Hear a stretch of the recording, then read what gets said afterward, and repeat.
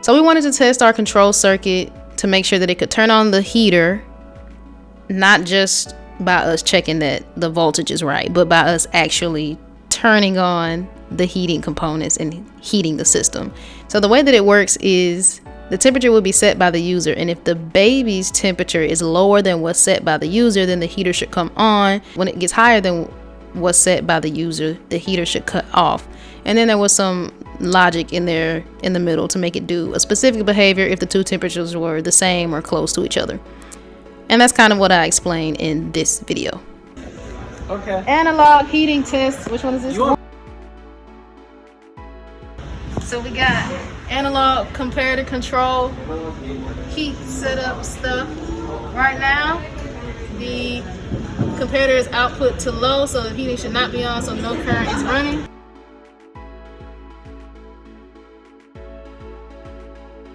Come over here, and we change our set point to above the temperature of the temperature sensor. We get temperature sensors right there.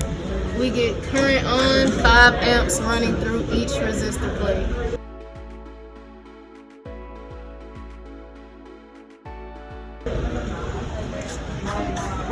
The set point that we set on the device that you see me turning the knob on mimics the user being able to set the temperature on the front of the system.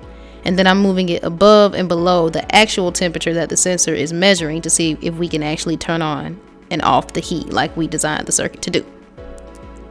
We kept everything that we were using and working on in the lab, and it was like a public lab. So we had this beautiful sign hanging on the side that encouraged people not to touch anything because we were running tests there and we didn't want anything to be messed up when we go in the next day to run the same test or something different.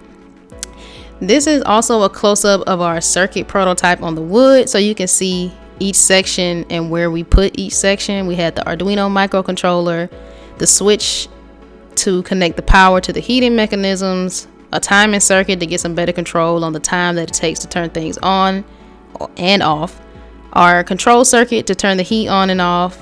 We had the ground section, an area for the fuses, and some sensors to make sure that we weren't pumping too much current into any one location.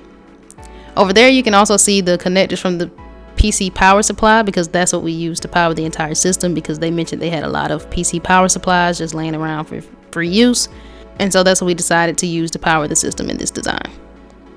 And then we rigged it so we could turn the heat on and off in the code at will, so the mechanical team could figure out and understand the heat flow of the system and do some mechanical design stuff. It was pretty cool, but it got out of my realm of expertise really quickly, so I just watched them do their magic.